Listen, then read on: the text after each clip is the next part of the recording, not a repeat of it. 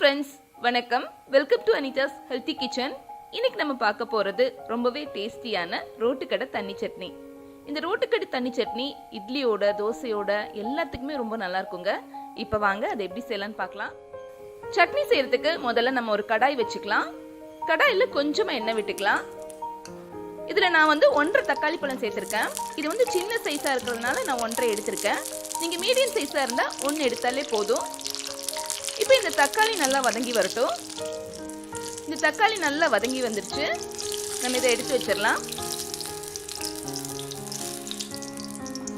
அடுத்ததா இந்த கடாயில நம்ம சேர்த்துக்க போறது சின்ன வெங்காயம். ஒரு 4-5 சின்ன வெங்காயம் இருந்தா போதும். இது கூடவே பாத்தீங்கன்னா பெரிய வெங்காயம் மீடியம் சைஸை விட கொஞ்சம் சின்னதா இருக்கிற மாதிரி, இந்த சைஸ்ல இருக்கிற மாதிரி எடுத்துக்கங்க. இது கூடவே பாத்தீங்கன்னா நம்ம பூண்டு பல் ஒரு 4 பல் சேர்த்து கொடுக்கலாம்.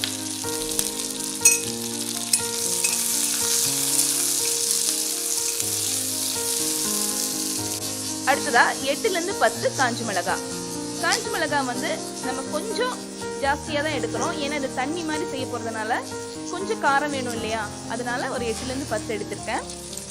புளி ஒரு சின்ன பீஸ். புளி நம்ம சேர்க்கும் போது ரொம்ப குறைவா தான் சேர்க்கணும். ஏன்னா ஏற்கனவே நம்ம தக்காளி சேர்த்திருக்கோம். ஒரு சின்ன பீஸ் இருந்தாலே போதும். இப்போ இதெல்லாம் சேர்த்து நம்ம வதக்கி எடுக்கலாம். இப்போ இதெல்லாம் நல்லா வதங்கிடுச்சு. இப்போ ஸ்டவ் ஆஃப் பண்ணிடலாம். ஸ்டவ் ஆஃப் பண்ணிட்டு இந்த சூட்லயே நம்ம 2 டீஸ்பூன் சாம்பார் பொடி சேர்த்துட்டு நம்ம ஒரு 2 கிளறி கொடுத்தா போதும். அந்த சூட்லயே கொஞ்சம் அதோட பச்சை வாசனை எல்லாம் போட்டும். இப்ப இதை எடுத்து வச்சிடலாம்.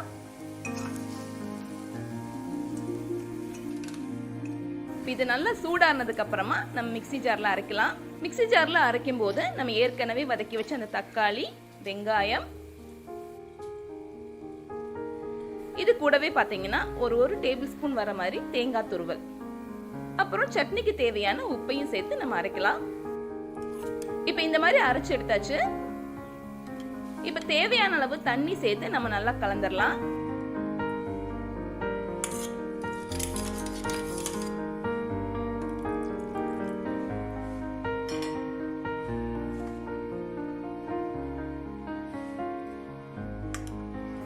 இப்ப சட்னி தாளிக்கிறதுக்காக நான் ஒரு கடாய் வச்சிருக்கேன். கடாயில கொஞ்சமா எண்ணெய் விட்டுக்கலாம்.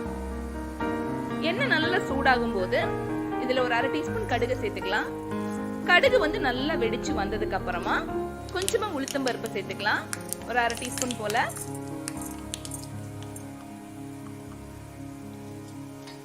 அடுத்ததா ஒரு காஞ்ச மிளகாவை இந்த மாதிரி கிள்ளி போட்டுக்கலாம். கூடவே கொஞ்சம் கருவேப்பிலையும் சேர்த்துக்கலாம். கடைசியா ஒரு 1/4 டீஸ்பூன் போல பெருங்காயத்தூளையும் சேர்த்துக்கலாம். இந்த பெருங்காயத்தூள் நீங்க கட்டாயம் சேர்க்கணும். அப்பதான் அந்த சட்னி நல்லா வாசனையா இருக்கும். இப்போ இந்த தாளிப்பை நம்ம சட்னியோட சேர்த்துடலாம்.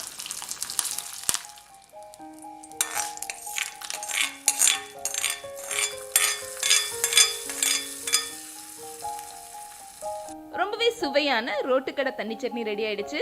இது ரொம்பவே டேஸ்டியா இருக்கும். நீங்களும் வீட்ல கண்டிப்பா ட்ரை பண்ணி பாருங்க. ட்ரை பண்ணி பார்த்துட்டு உங்க ஃபீட்பேக் அனுப்ப மறக்காதீங்க.